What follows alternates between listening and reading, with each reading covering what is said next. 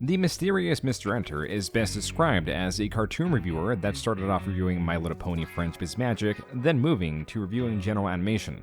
He reviews a wide range of animated media, but mostly focuses on animation targeted towards children. In contrast to the innocuous subject matter, his controversial opinions and overambitious projects perpetually shift the focus to him, with each misstep spawning an abundance of videos critiquing him. While he is known for his track record of abandoned projects, even those that he dedicates himself to, like trying to create a children's cartoon, just attracts more attention. Because of all this and more, he's an easy target for both established content creators and fledgling critics that have their own noteworthy infighting and other aspects that reveal their own tomfoolery. And though Mr. Enter's channel peaked in popularity several years ago, his older comments on the pandemic and recent criticisms involving the animated movie Turning Red not taking into account 9/11 keeps onlookers interested today. This film takes place less than a year after the September 11th terrorist attack. An interview with the mysterious Mr. Enter, his lengthy history of controversial actions, the circus that those actions bring, and his most strange detractors will be covered in the rise and fall of the mysterious Mr. Enter. But before we get into the video, I'd like to thank Semper for sponsoring this video, who sent me these 3 fragrances in these 3 capsules. As for what Semper is, it's a subscription service where you can find your own fragrance profile. Whether you're a beginner or someone that knows a lot about these scents, you'll find your place here. And what I mean by your fragrance profile is you actually get to pick a designer fragrance every month for about $17 a month. So there are no surprises in that field. And for that price point, you get a 30-day supply in what looks like this. And if you open it up, you can actually see how much is in there. And these like designer fragrances can go for a lot. You know, they can go for $150 to like $500. So they give you a smaller portion of that just to even like try it out for a pretty good time. So you can see what this like, I guess, expensive fragrance is monthly to see if you actually want to buy a whole bottle. It's very useful to really, I guess, explore different scents you want to try out, and it gives you, I guess, a good diversity throughout the year. Semper carries brands like Prada, Gucci, Versace, and some indie labels like Skylar, Heretic, and Confession of Rebel. This is the Harmonist. To me, it smells like a unique forest, like one that isn't very local to the US with the scents, but it's good nonetheless. It's a bit strong. The other one I got is Libertine, which is a very fruity scent. You can tell it takes a lot of inspiration from citruses, and you know, there's a hint of like maybe cedarwood in there. It smells pretty good. I like this one. But my favorite out of all these is Sexual Steel, which has a very sharp fragrance. It has hints of like metal cord, leather. It is very sharp. So if you're interested in Sempered, use my coupon code JUN55 for 55% off at Sempered. It's just a little over $7 for your first month, and it's available in the USA and Canada. Back to the video. While many today recognize the mysterious Mr. Enter as the online beginnings of Johnathan Rozanski, the truth is that though that is the YouTube channel that gained popularity, it was his third attempt at a channel. The first channel dates all the way back to 2008, when the term YouTuber had not yet been realized, and various forms of videos made for the sole purpose of entertainment were sprawled across different competing video hosting websites alongside individual creators' own websites. One type of video genre that has excelled through the years and has seen several iterations has been the Let's Play genre, a simple concept of recording gameplay with the addition of creator commentary.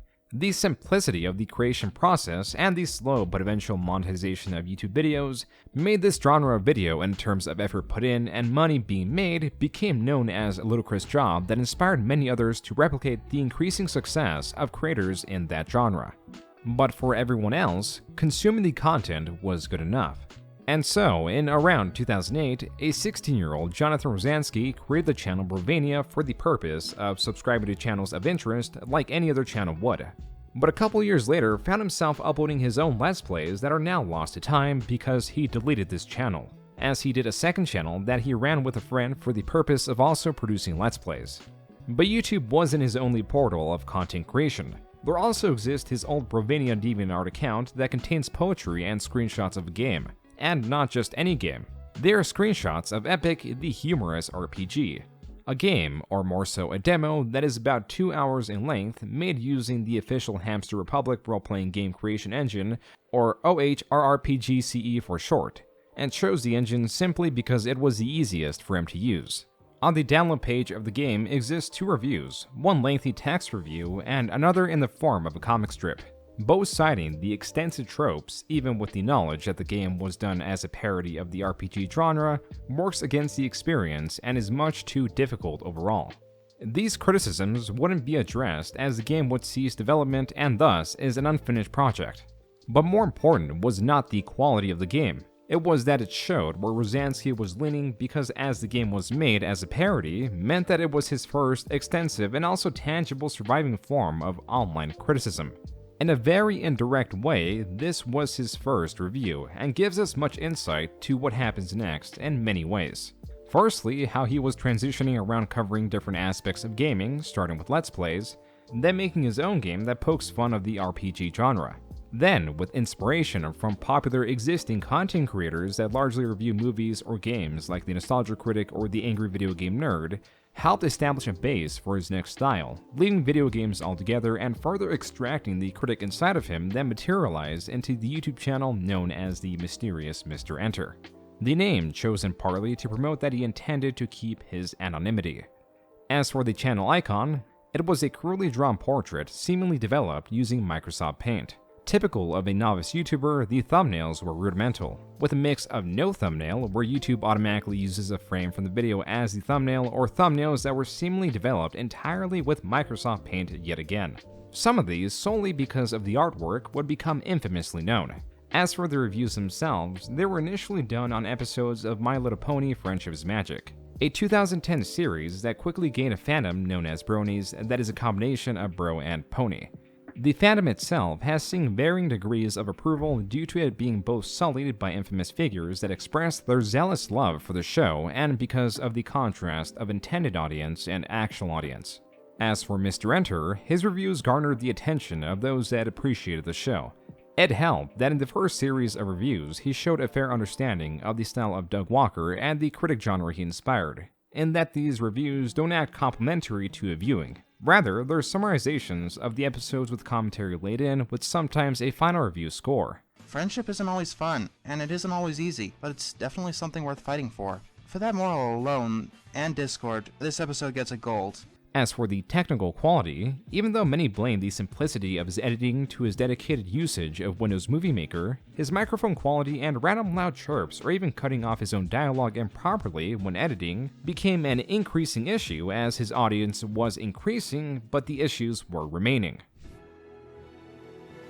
Did a line of dialogue get cut or something? Next, the main six come to a river filled with a current, caused by a dragon who is crying because he had half of his mustache cut off. It's okay. Not bad, but I'm probably not going to watch it anytime soon. And there are plenty of better episodes to introduce someone to the series.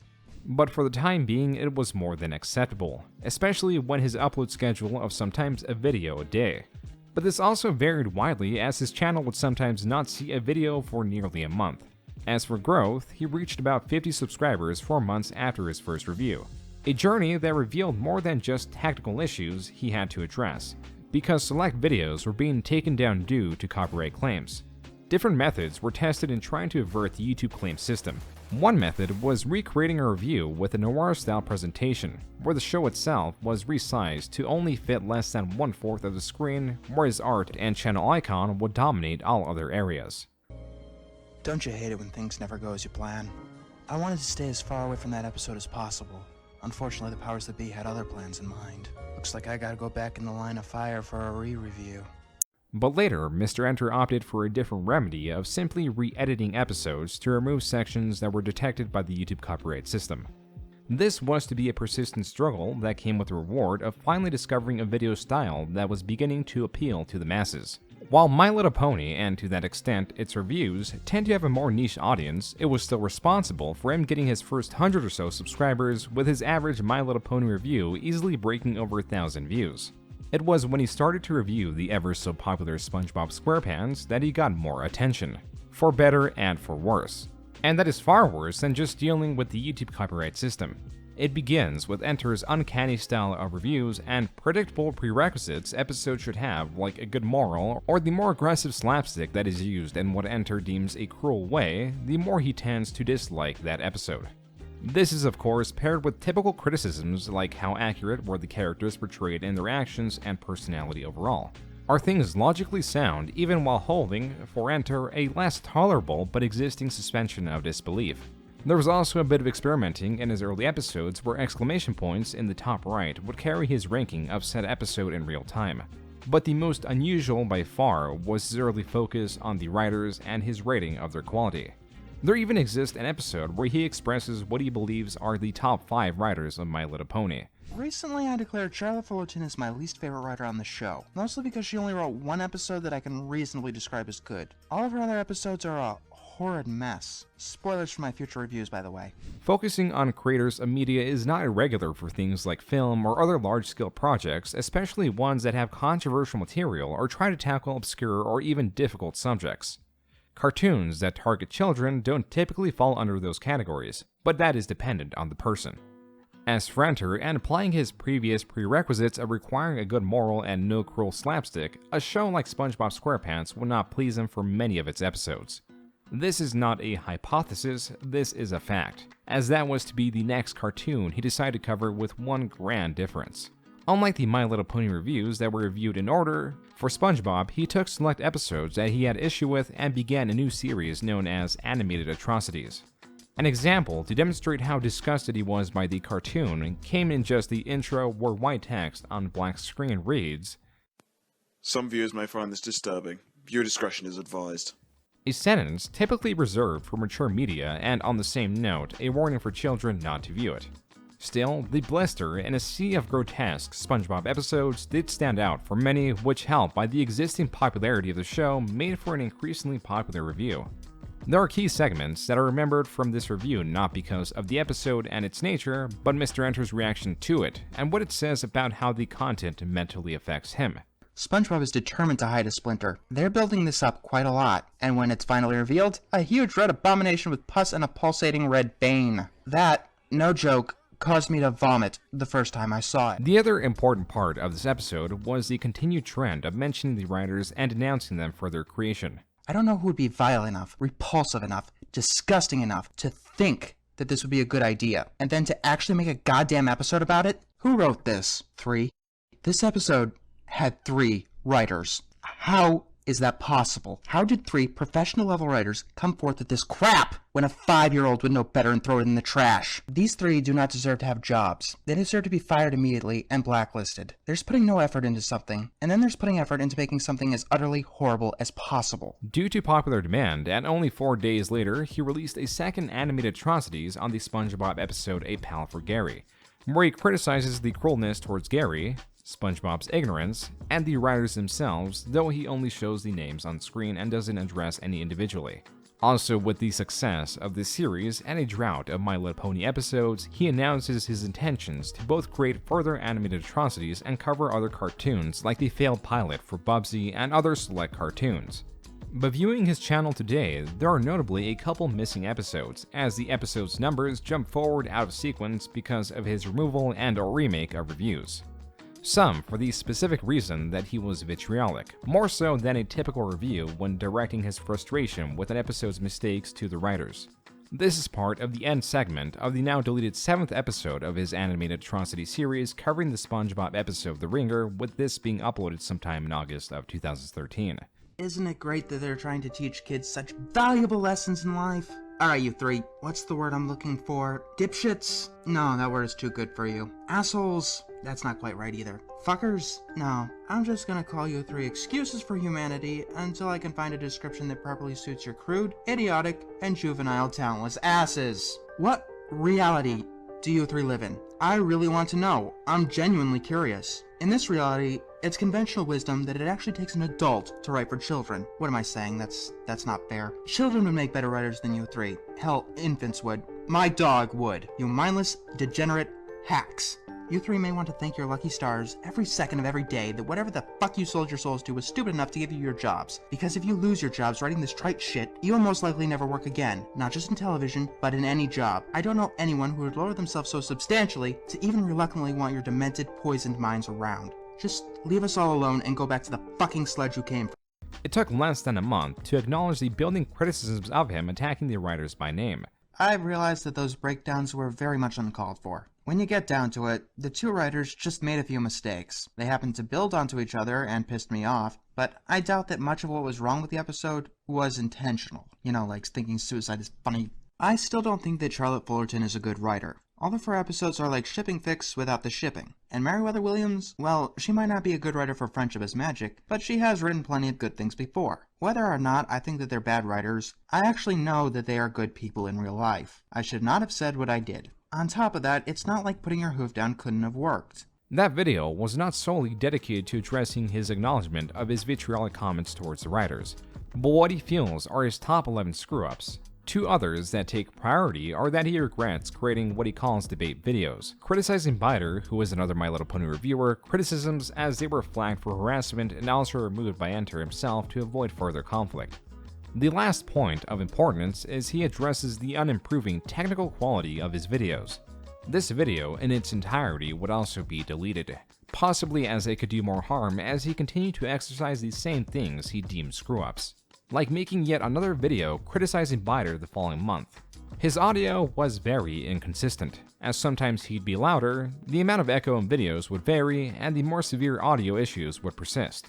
I screw up too often for me to be comfortable with it. My most common editing error is cutting out my audio too soon, so you get the first syllable before a clip and the rest of the word afterwards. But it's not like there's any shortage of editing errors. For example, in my A Charming Birthday review, the audio is nearly on mute for reasons even I don't know. This is mostly due to the fact that I use Windows Movie Maker.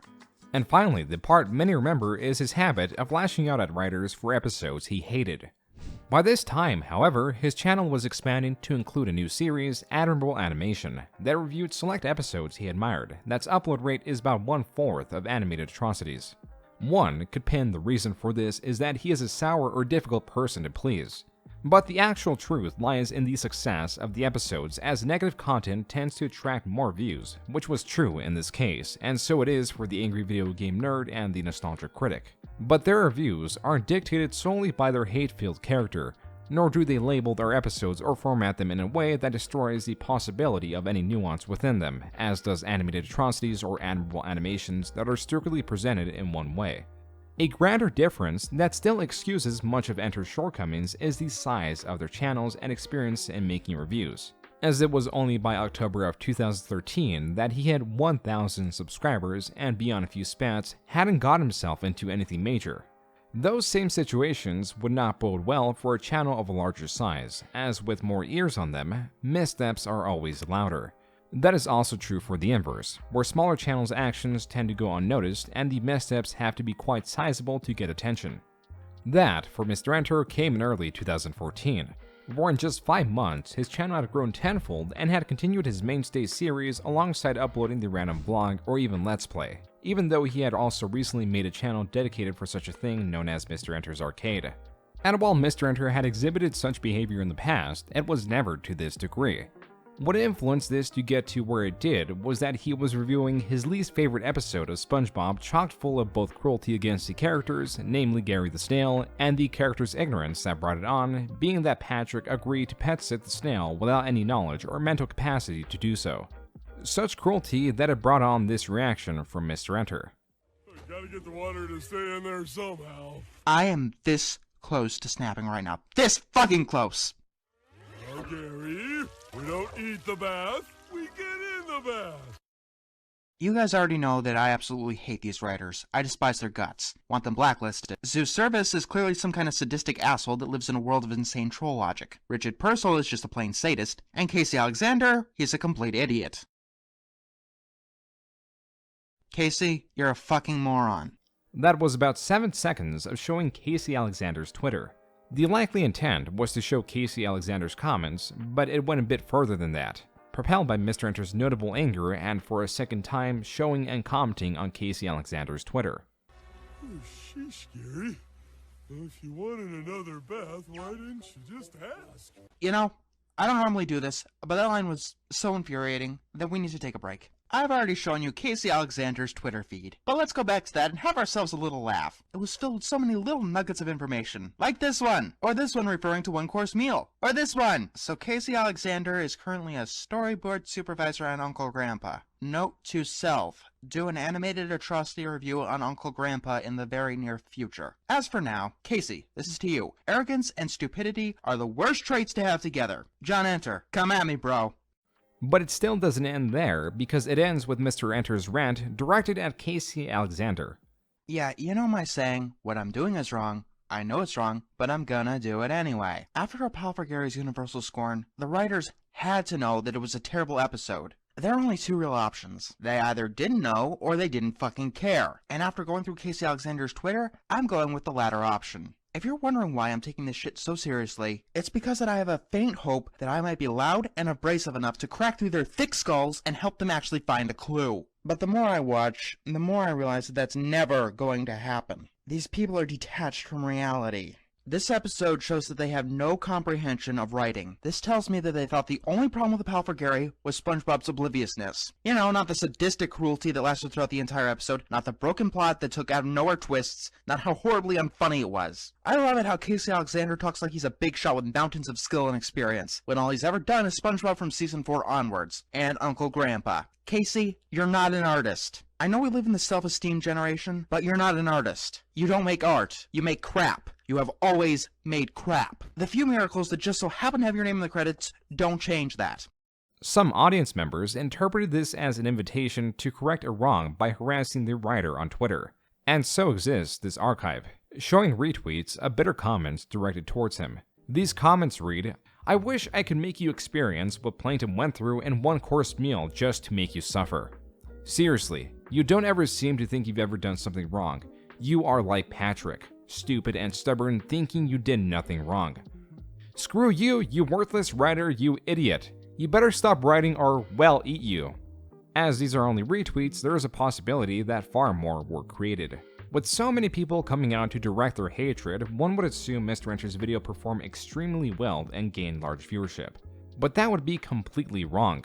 Going to the Wayback Machine in a screenshot of April 2014 and scrolling through the recent uploads reveals it only, in 4 weeks' time, has gained 40,000 views and throughout its run would gain several times more than that as Mr. Enter's popularity increased and it was eventually criticized for it in 2015. Before that though, 2014 was quite a packed year for events surrounding Enter. The smaller are his DeviantArt posts that, while providing more information, somehow still add more mystery to his personality. As for what DeviantArt is, a simple explanation would be that it is a social media site for artists to showcase their works amongst many other things. The first post of interest is Random Facts About Me, posted May 30th, 2014, listing 87 random facts that range from favorite foods to some more revealing of his habits. For the sake of brevity, the abnormal facts will be focused on. First of interest is fact number 13, which reads, "I am asexual. I have no interest in sex and have never been sexually attracted to anyone of either sex." Random fact 19 reads, "I hate the taste of mint. This, more than anything else, led me to have poor dental hygiene. This fused with my old dentist being an idiot. Well, when I went to a proper dentist, it took 6 months of an appointment every 2 weeks to fill in all of my cavities." Random fact number 23 reads, "I couldn't tie my shoes until I was 10 years old. I couldn't ride a bike until I was 12, and although I know how to drive, I still don't have my license at 21. And finally, random fact 79 reads, "I use scissors to shave. I have never once used a razor." This oversharing of personal details may have been seen as a regrettable decision as he gained more and more detractors. Still, this wasn't his only DeviantArt post. There were several posts following, carried by different opinions, often injected with information on his personal development. In a post discussing the MLP episodes he did not like, he types this, "And yes, I guess I should go through my own experience of bullying. Yes, this episode is insulting towards the people who told their parents about their bullies, and their parents could not or would not do jack shit to stop their bullying problem. You know, kind of like what probably would have happened if Applejack was told that someone escaping a bullying situation was actively causing bullying. I'm one of those guys who had their parents do jack shit. Actually, my parents did do something. They waited until I had given up hope that they'd do something on behalf, and I got physically hurt by my bullies to take action. And then they blamed me for not telling them about it. But as we've established in my Seahorse Seashell Party and Chicken Little reviews, my parents were shit at parenting. These bits of information do help build an image of Mr. Enter. Better than that, however, was his face reveal in August of 2014. Sitting at around 38,000 subscribers, he found this would be an appropriate time to do so, as well as give his full name, Johnathan Rozanski. Hello guys, this is the mysterious Mr. Enter in the flesh. Yes, this is what I look like in real life, and it's time to get a little less mysterious. The first thing you have to know is that Johnathan Enter is a pseudonym. My real name is Johnathan Rozanski. Rozanski is my actual surname. Let's tie this into my advice on trolls. I did conflate trolls and I guess you can call them haters. You know, people who dislike you for no valid reason. Because there really isn't any need to distinguish them. They should be treated the same way, and you shouldn't listen to either of them. But if you're afraid of any aspect of yourself, they will use it against you, and if you own yourself, it's not going to happen. They can't use it against you. I know that they're the exception. If they weren't the exception, I'd be run off the internet a long time ago. They're crazies with no sense of tact. And I love it how they use Asperger's syndrome in order to cover up their asshole acts. Having Asperger's syndrome does not make you an asshole. And stop using it as such. It makes everyone look bad. It really, really does. I should know. I have Asperger's syndrome. And I managed to not be an asshole. And if I failed at not managing to be an asshole, I still have to own up to it. They're my actions. I own them. Just like I own every piece of my being. Creators do this for a variety of reasons. One of his was to show confidence in his image, and by revealing his name, he also reveals that he has somewhat of a trolling problem, apparent with a later admirable animation where he reviews a video narrating an excerpt from the album and graphic novel, Silence is a Song I Know All the Words To. The title of the video is Troll, and Enter's want to review it, and his interpretation about it is quite telling. More immediate was a video uploaded in August of 2014 that goes over his strategy on how to deal with trolls. Trolls that came from his SpongeBob video calling out Casey Alexander, which he in the same video apologized for. In my Pet Sitter Pal review, I revealed Casey Alexander's Twitter feed, and among other things, called him an idiot. My reasoning at the time was that he showed no regret for writing some of the most infamous episodes of the show, and in fact seemed kinda proud of it. This was out of line of me, especially since some people have been threatening him, not realizing that they were making themselves look like the jackasses I'm talking about here. This was wrong of me, and I deeply apologize. Yet the videos going after writers by name were still up and will remain that way for quite some time, prompting continued harassment. Going back to his face reveal video, he still reveals much more. Different kinds of people might take away different things from this video, like simply taking in what the content creator looks like, or going back to witness him discuss what is going to be both his grandest project and one of the biggest sources of controversy around him. You know, just cooling down. I'm working a lot on growing around, and oh yeah, I actually wrote a second episode, which you guys should check out on my DeviantArt page. Like, people keep wondering what's gonna happen with it. Well, first of all, number one, it is totally legal. Viewers only watching this face reveal video will no doubt be confused as to what growing around is. To that, it is easy to trace the birth of the project to Mr. Enter's Shorty McShort Shorts animated atrocity episode released a month prior.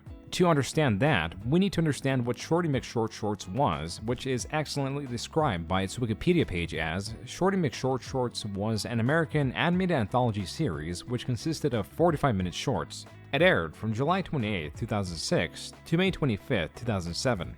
Being a show around a collection of pilots and almost all of the episodes having no follow-ups afterwards meant that they failed. The specific pilot that cultivated Mr. Enter's obsession was Flip-Flopped, a show where the adults and children switch roles, but in that universe, these roles are the natural order.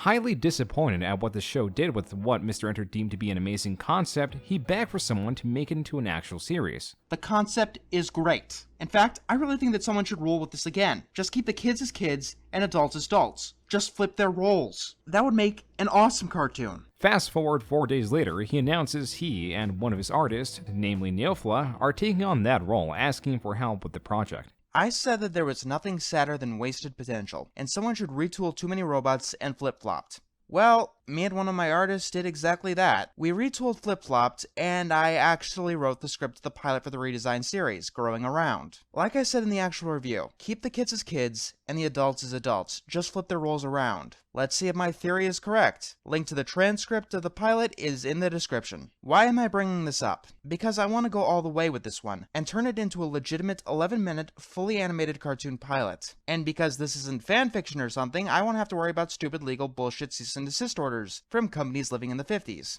Neofla, less than a month later, was already steadily releasing an animatic for the pilot showing the parents coming back from school where they are taught various subjects that reflects children's interests, because in this world humans age normally. But when they reach 18, they are in servitude to their children. The premise of the world, bringing in many questions about how such a society would operate, would bring continued dissatisfaction and confusion that was hardly helped by Mr. Enter's lackluster answers and future Q&As. But as of 2015, the early criticisms about the characters are best demonstrated through the animatic. Though the scene or concept holds no controversial weight in itself, it was the hypocrisy that surrounded it.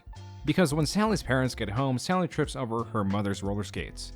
As punishment, Sally commands her mother to smell it. This is easily perceived as cruel, as shown by the pungent stench emanating from it, and from her mother's visceral reaction. This was then applied to Mr. Enter's common criticisms of unnecessary cruelty to animated characters. To make matters worse, Neofla stopped developing Growing Around due to personal reasons starting 2015. Though there were other members joining and leaving at random to assist in the project, it is never a good sign when such integral members and ideas are changing on a whim. Even Mr. Enter did not treat this venture with the commitment it needed to be taken seriously, which is integral at any point, but especially in its early development, when motivation and eyes on the project tend to be the highest. As around 2 months prior to starting Growing Around, he was already in the process of writing a novel titled Little Cassie. He even did readings of the first 2 chapters that could both be found on yet another channel he made known as Mr. Enter's Extras. This channel's purpose was, as per the video announcing it, meant for vlogs, dramatic readings, commentaries, and let's plays, allowing what was planned to be a more focused main channel of reviews and update videos. But even that did not stick, with Enter still uploading videos on random subjects that took his interest, like one on freedom of speech, uploaded a little over 2 months after establishing his Extras channel. This was an additional outlet that was largely neglected. Another, albeit smaller, testament of his inability to follow through on what seems to be an idea brought on by impulse. But when compared to other issues that 2015 held, it was no doubt the least of his worries. In just the first month of 2015, his channel for a period was banned due to copyright takedowns sourced from Viacom taking down some of his SpongeBob reviews. As far as some of those reviews go, that's only where the trouble begins. To match the growth of his channel and his continued mention of trolls attacking him due to his older reviews, expanded to harassment beyond him and onto those he vitriolically criticized. While there are many instances of Mr. Enter harshly criticizing writers for different shows, it is still Casey Alexander that is remembered the best, partly because of Mr. Enter showing his Twitter feed. And while it may appear that this harassment was only centralized around the release of the video, it was a continual problem that persisted even a year later, with random users attacking Alexander on Twitter. And though it is impossible to say Mr. Enter was the source of the entirety of it, it is undeniable that his comments played a large role in it, as the hate tweets noticeably decreased in volume after Mr. Enter took down some of his original reviews, both attacking the writers by name and showing their names.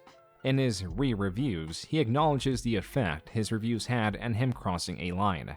I should have waited until I calmed down and could address the episode rationally. A spur-of-the-moment anger is an explanation of what I did, but it's not an excuse. There is no excuse. It's one thing to call out the writers by name. It's an entirely different thing to reveal their Twitter feed and almost give a rebuttal to a commentary that quite honestly came spur of the moment. Not that I should be calling out the writers personally, either. Not only is what I did beyond unfair, but it also led to people going onto the writer's Twitter profile and harassing him, which is the reason that I am not giving out any names in this apology. It would just rekindle any damage that had already been done, and kind of break the point of redoing this review. Not only that, but over half of the original review was just spent bashing him. This was inexcusable, and I do want to thank the people who reasonably called me out on it. This all evoking a calmer delivery in his later videos. But it was too late, as it was now year 2 of viewers criticizing him for that and his lack of improvement in technical quality for his new videos, as though he did invest in a new mic, he did not use it properly, and he was not improving to what was expected of a channel of his size, which by November of 2015 had accumulated 136,000 subscribers, with uploads easily getting hundreds of thousands of views within their lifetime. Because of Mr. Enter's size, his harsh criticisms, which easily opened him up to criticism, and most importantly his obscurity, allowed videos criticizing him to flourish. While any creator will have their detractors and critics, this hardly ever goes beyond comments or tweets. Maybe even a video is made by a detractor that flops because they hold an unpopular opinion that resonates with no one.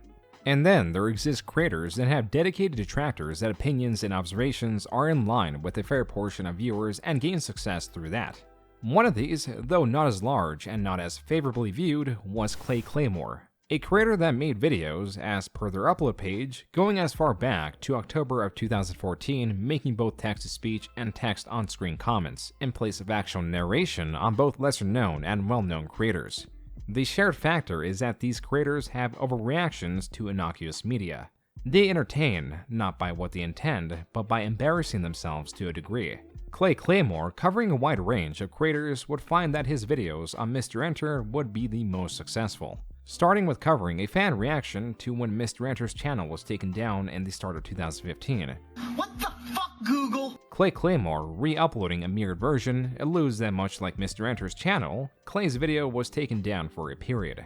Clay's first available video covering Mr. Enter directly was a 2015 video where Mr. Enter went over a Valentine's Day episode of The Fairly Odd Parents, in where Enter, in several points, was unsure about his own criticisms, as he admittedly had a different perspective on such things because of his asexuality.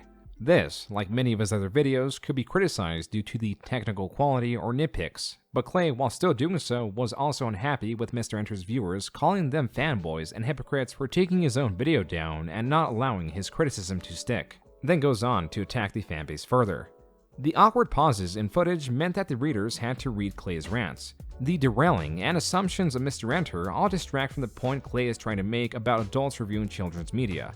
Because of Clay's incompetence, his own video makes for a subpar viewing, which is reflected by the like to dislike ratio.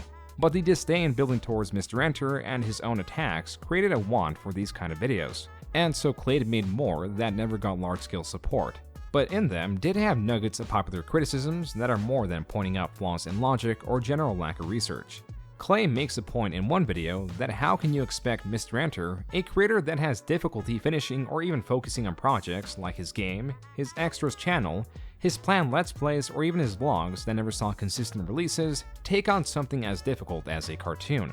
But it goes further than that, because a perpetual criticism of Enter that he himself acknowledges early on in his channel was that he both refuses to move to better editing software while not even trying to master its limited features or even get higher quality footage, try to get consistent quality in narration, or even cut audio properly, handle something that takes serious responsibility and leadership skills, amongst the many other things needed to make growing around a success.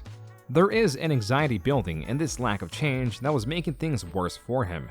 On February 11, 2016, Mr. Enter uploaded a video talking about Twitter's upping in censorship, where in opposition, he supports a more free internet full of messages of support and those of hate, using his own experiences as examples. It took me a while to get to this point, but I am strongly against censorship. Let me give you some background. I'm an internet personality. This generally means that I've got a lot of people who will come to my defense, and there are a lot of people who hate my guts and legitimately want me to die. Those who have been on my DeviantArt for a while may have noticed that there are occasionally people who will copy-paste the same message here on the page. And here on YouTube, you could probably see some spammers here and there. Like an iceberg though, you only see a tiny fraction of what's really there. People have dedicated entire forums and websites to not only the hatred of me, me, but the hatred of my friends as well. Every so often I get a notification of someone trying to get my password to anything and trying to hack into my accounts. I get death threats all the fucking time. I've even had to deal with legitimate cyber stalking, and had a hard time preventing it because of terrible forums that I had to go through to try to get them to stop. With all this, I am still against the internet being censored in any way whatsoever.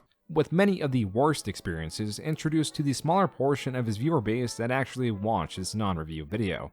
For him, the other annoying, persisting issue was most likely the takedown or claiming of his videos that is evident through his almost monthly uploads of videos discussing the issue. You know, I'm going through enough right now. I didn't need this. Every time I try to submit this counter notification, I get an error. 500 internal service error. Every single time. I literally cannot get it to go through. If I'm not mistaken, I think this is the same error message the channel Awesome was getting back in January when they tried to appeal their copyright strike from Studio Ghibli. Between then and now, there's been a relatively large YouTube movement, and even the CEO of YouTube has spoken out about this. And after all of this, nothing has changed. Hey YouTube, I know that a lot of companies throw up lip service to silence people they don't give a shit about. But did you really think that literally doing nothing would get people to shut up? If you really care about your users, you're gonna have to prove it with me.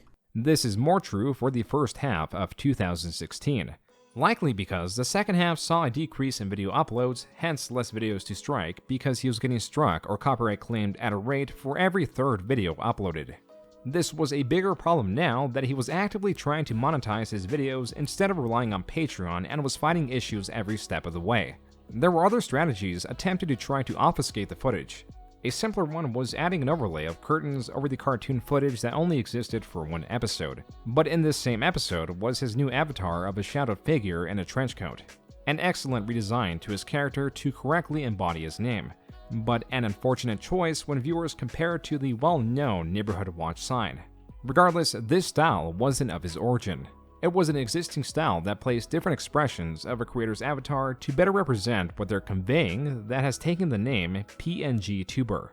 This was quite the sudden upgrade that added more work to make his videos, but did improve the quality of them because MrEnter got an editor for his videos that no doubt freed time to release a paperback book, as told through an update on November 29, 2016. Video editing has always been my least favorite part of the process, and you may or may not have noticed that I'm not the best at it. With someone else doing the editing, I could take on bigger projects and keep a more consistent schedule. It won't take me 20 years to review all of those movies that I said I was. Also, Animated Being also drew up the fancy new avatar you saw in that review, which should also be making a return. The other thing I want to talk about is, my book, Going Around Party Panic, is now in paperback form. For a total of $12, not including shipping, you can have a physical copy of it. And it's print on demand, so they're not going to run out of stock. I'll leave a link to the CreateSpace website. I hope that this is the start of a fruitful series of novels. As I've said it before, I'm planning on using the proceeds of the book to fund things like comics, which can be seen here, graphic novels, animations, anything I can really think of. And of course, they'll also be used to fund future novels too. ISBN numbers are expensive, like extremely oddly expensive. This talk of producing more videos now that he's gained an editor, and this hope that his book would fund comics and success could bankroll his serious novels was a hopeful ambition. That is now pained with the harsh reality that none of this came to fruition. The book has innumerable issues drawn by a variety of critics, some with the logic in the plot, and others pointing out the many overlooked grammatical errors. Even the printed low-resolution cover implies there was little quality control, further supported by the typos in the description on the back. The cover art is blurry and pixelated. The description on the back literally has typos. And she makes sure respects everyone else's choice of pets, whether they be a tiny little dog or a huge elephant. Then again, these problems can be found commonly in self-published works. As for this want to create more videos now that he had the help of an editor, that fell through immediately. Where he used to upload videos almost daily at his peak upload rate, they, at most, were now being uploaded once a week with varying styles. Other times, he reverted to what seemed like editing his own videos, which brought on all the problems that came with it. Problems that became a staple of his content that had varying degrees of reactions. Fans that only view MrEnter's content just for entertainment may just watch it and not care about something like audio quality. As far as his viewers go, this seems to be the majority. But then you move things up a level. You may get a viewer that doesn't just watch Mr. they also watch Taxi, which predates Mr. A similarity is that they both review cartoons. Finding similarities after that can be quite difficult. In terms of general quality, framing, style, and something as basic as clean thumbnails, the difference is night and day. By 2017 standards, these were different calibers of creators, especially in terms of presentation. The gap between them is dangerously inviting, as came the thought that if a video could be made that's quality landed somewhere between them, then the person making this theoretical video could attain a following representative of this quality. This did not seem like a demanding feat because even creators began being verbal on how much they disliked Mr.Enter's videos. The first of note was episode 68 of the Pan Pizza podcast, where Enter is brought up, and with the conversation leading in a negative light, Pan Pizza presents the option to remove the segment. But no one is in opposition, so their thoughts on Enter stay in. So, like, you had the top 5 hated thing, and so I knew it was going to play to that, and I just assumed it was going to keep playing into your videos, even though I've seen them. Because I try to exercise at least, 40 minutes to an hour. And immediately after that one, it starts playing Mr.Enter. And I felt so betrayed by autoplay. Wait, what? But let me just say to the audience listening to this, there's a video on Cartoon Network's YouTube channel, and I'm in it. So I challenge some of you to figure out how it's me in which video and where I am. Good luck. That's all you get. That's all the hints you get. It's a Cartoon Network video on their YouTube channel. Honestly, because Pan showed me the screenshot before, and it's like I would never find him.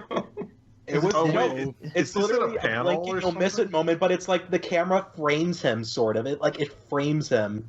He's very far off in the background, but the way that the shot is set up, it's like you just see a glimpse of him, but it's like a spotlight. Like, there he is. There's the worst fucking YouTube reviewer out there. Hang on, let me I'm screen capping it for you guys. He's not Mr.Enter. How dare you? He's getting there. Yeah, definitely. I just, not to rant about Mr.Enter, but every time I watch this stuff, because I got 8 minutes into his that cartoon special thing, and it's just him complaining. It's not even good, and I get really frustrated when he's like, well, people who actually know what they're doing, and I'm like, you don't animate, you don't know.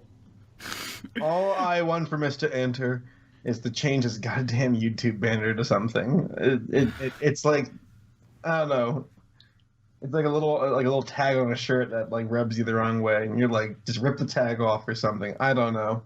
Should I keep this Enter thing into the podcast? You know what? Sure, I don't care. Who cares? I mean, we diss on everyone else. Let's diss on Enter. Isn't that a fine with the podcast? And views to be known. Because this was a podcast and conversation flows freely, with immediate thoughts taking hold and not a short video that Enter plays a large role in, it doesn't say too much on these creators' refined thoughts of Enter. That is reserved for Mars Review's video, What I Hate About the Cartoon Community. I very much dislike Mr. His videos most of the time are not very well edited using shit like Movie Maker. His editing was so bad when he got some YouTube pooper to edit his videos by the name of, that when his editing was good or semi-decent, it was the most fucking jarring thing I've ever seen in my life. Cause it was that terrible. The audio in all his videos is pretty shit. I really don't think Enter understands the concept of his shitty blue snowball mic peaking. He gets way too overly dramatic all the damn time, and gets angry about every 30 seconds of something happening in the cartoon. In the video, Mars Reviews goes over the many tropes the cartoon community falls into. Coverage of Mr. Enter takes up a little under a third of the video, discussing how much he falls into these tropes of a negative nitpicking reviewer who takes cartoons too seriously, which is even stranger when applied to the quality control of his own content. Mars Reviews also talks about how Mr. Enter's older videos influence the harassment of writers on social media, which not too many people were aware of at this point. By far, the worst thing Mars Reviews did for Mr. Enter's image was that he presented him in a fair way.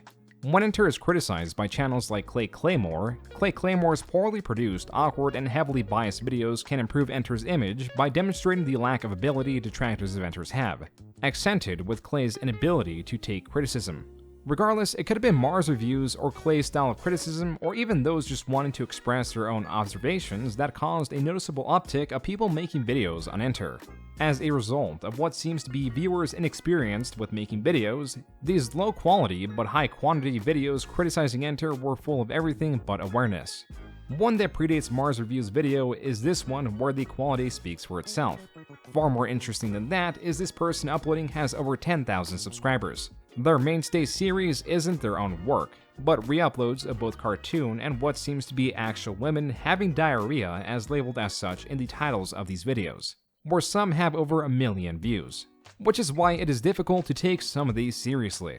Even the ones that come across having good intent have a hint of strange choices, like this person pouring aloe vera on themselves as a joke for their video.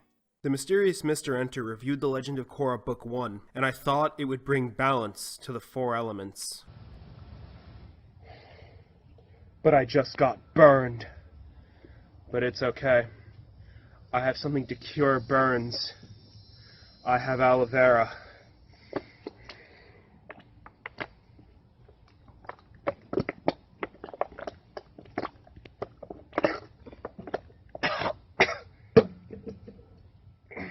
There also exist, in fair volume, videos that seem to be inspired by Clay Claymore with text on screen in place of narration to represent their criticisms of Mr. Enter. It should be noted that children being viewers of Mr. Enter also make their own videos on him. These won't be shown as to keep them anonymous, but will be described with the least in favor of him found telling him to kill himself. But there also exist a few of support where the child making the video is sad that Mr. Enter is feeling down. As to what exactly that child was referencing was this 35-minute long video titled We Need to Talk, released September 16, 2017, directly after his very lengthy Legend of Korra review that was poorly received. I hope that you've enjoyed my Legend of Korra review because I'm debating on taking a break. I want to be honest. We have to talk. I'm really close to some kind of edge right now. The edge of what? I don't know. Whether it be burnout, an episode of intense stress, or a flat-out meltdown. As the video progresses, it is made clear that the many videos criticizing him are having an effect on him. I'm really getting sick and tired of people coming up to me just saying, "Hey, did you know this person you never heard of is shit-talking you?" It gets old. Fast. It gets depressing. Fast. I'm getting tired of getting, like, a dozen messages a day because someone somewhere decided to make a video about me. Someone that just started their account a month ago. He then goes on to say that these are none more painful than the creators he looked up to. You want to know what one of the most painful experiences that I've ever felt is? There's nothing more painful than being insulted by someone you used to admire. Or, even worse, someone you still do admire. Someone who you enjoy the work of. I have to face the reality that there are people who I like, who I am subscribed to, that do not like me or my content. People who have inspired me and continue to inspire me day after day. It's one thing when it's a general troll or stranger who seems embittered, but when it's someone that you've been invested in for years, it's a feeling that's almost indescribable. But I feel that it's been happening a lot more and more. This video serves to address many things, like his potential feeling of burnout, some of his criticisms, like how others feel he takes cartoons too seriously, and the tide turning against him. This was a turning point where the things he had issue with got far worse as he entered 2018, but at different stages. His channel was underperforming as seen by the only 2 reviews uploaded by March of that year. What followed those 2 videos was a trailer for a review that was uploaded in a rather strange resolution, and then, update, why video uploads have been slow, and where he discusses how the amount of criticism is affecting him. This video, being about a third in length of the We Need to Talk video, reveals he has SAD, or seasonal affective disorder that takes hold in winter.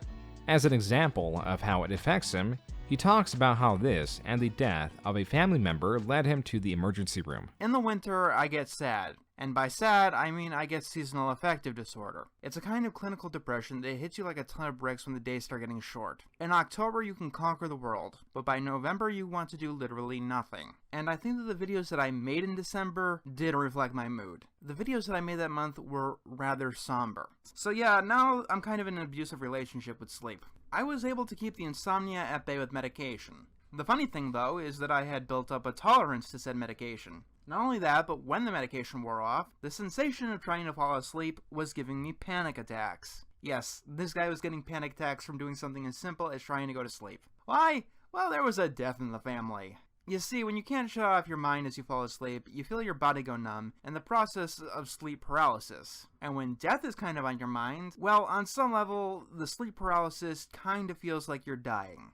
You start praying that you'll just pass out from exhaustion at around the second day. And on the third day, when you don't pass out because it's too soon to pass out, you start legitimately believing that this is the end, and you start reflecting on everything that you've done in your life and everything that you haven't done with your life. You end up getting more stressed. So, on the third day, I went to the emergency room. Now, this is the funny part. You see, it was President's Day, so the hospital was understaffed. And it was flu season, so the hospital was rather quite busy. And I want to make it very clear, I am absolutely 100% fine right now. I am doing good, I am fine, I have moved past the situation. That situation was bad, but I am doing much, much better now. The seasons changing may have caused his seasonal depression to leave, but yet his slow upload schedule remained. In fairness, he was uploading at times lengthier videos that even encompass multiple parts, but as a consequence still mounted to about a video a month.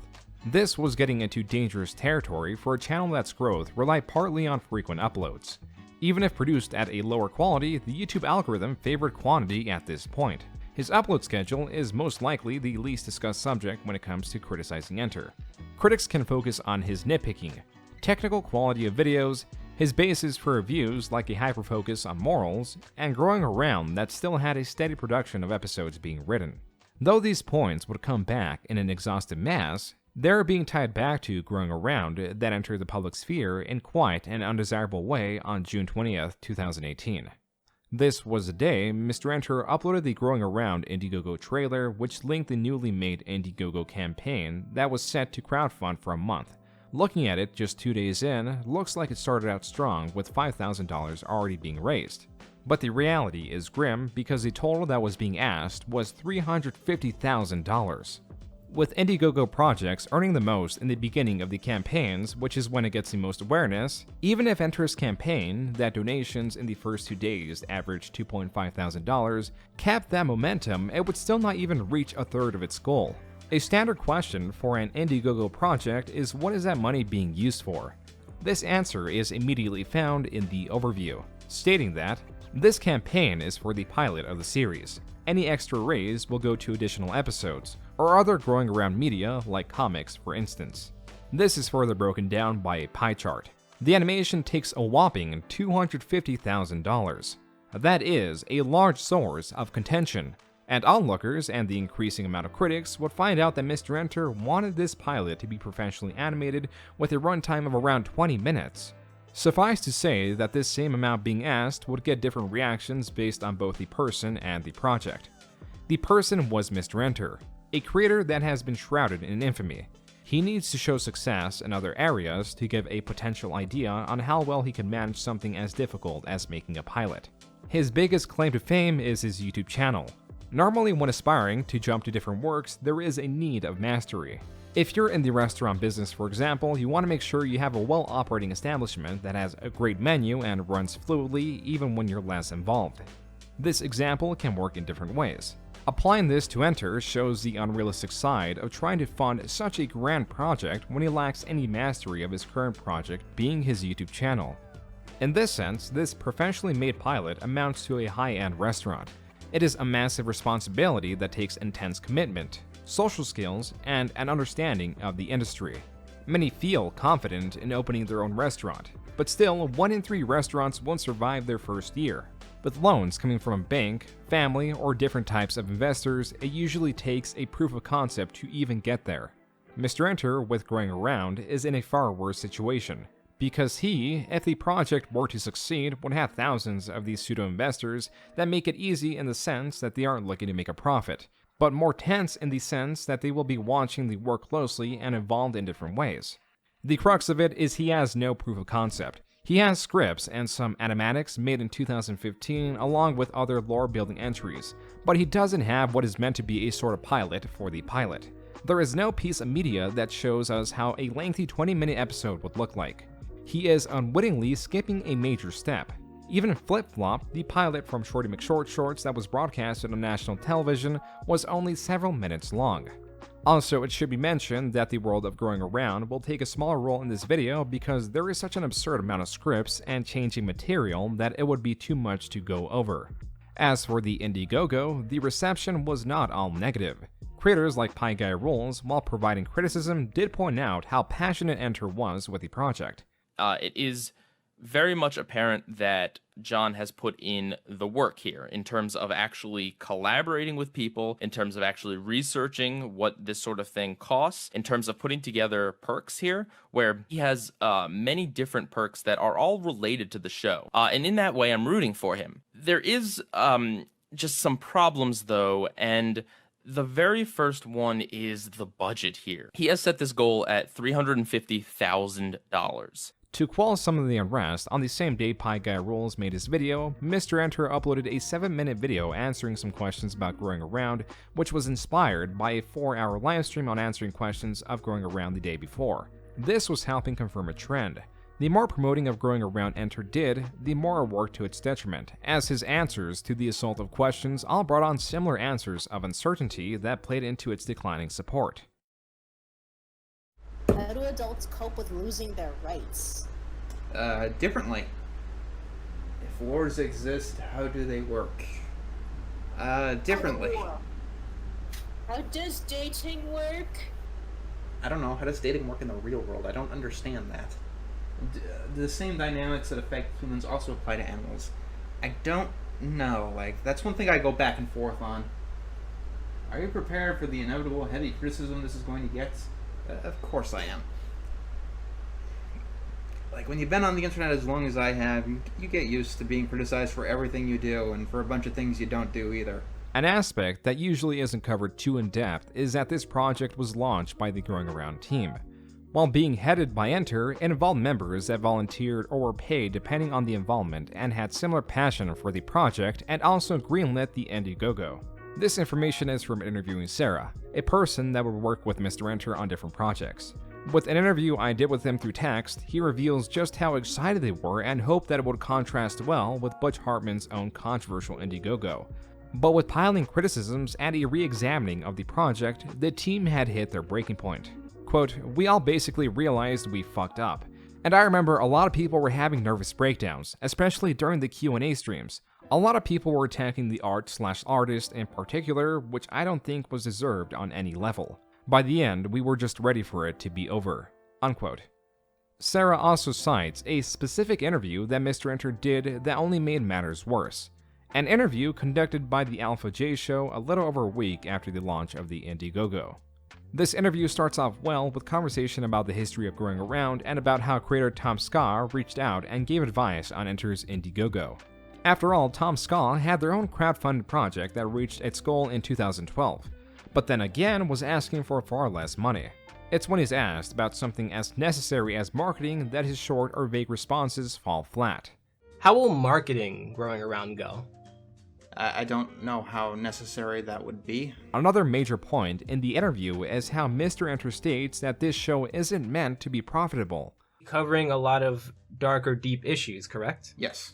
So, with since you're going to be posting this on YouTube, what will happen if, for example, you get demonetized on that particular video? We're not, like I said, with the way this is run, it's not really designed to be profitable. It's a passion project. It's not about the money. While this does comment further on his passion for the project, this begs the question on where the funding for future episodes is meant to come from. These answers could be misspeakings or the like, but it is undeniable that they were only having a negative effect on support, as viewers and creators listened in. Comments on Growing Around were not as piercing as the fact that the Growing Around Indiegogo, even by the first 2 days, was clear it was not going to get anywhere near its goal. It had already lost traction, but nonetheless, promotion continued. But what also got some attention was his newest ambition that set aside an old one. This one being video game related, as about the same time last year, MrEnter made a third channel called MrEnter's Arcade that he advertised on his main channel. The point was he was attempting to complete extremely difficult challenges and essentially announced he was going to make a series of videos doing just that. He did complete one of his self-set challenges, which was a Link to the Past randomized, while also interspersing random PlayStation 1 games where he finally, after a 2-month period, completed a Link to the Past. 5 months and 7 videos later, the channel and project was abandoned. The relevance now, in 2018, during the campaign period of Growing Around, starting on his DeviantArt, he posted about his video game bucket list on July 13, 2018. which reads, "When I was a kid, one thing I wanted to do with my life is quote-unquote beat every video game ever made. I was an interesting kid. That one goal is impossible for a large variety of reasons," unquote. From that sentence alone, it seems not much has changed. While this is a bucket list, meaning he has the rest of his life to complete it.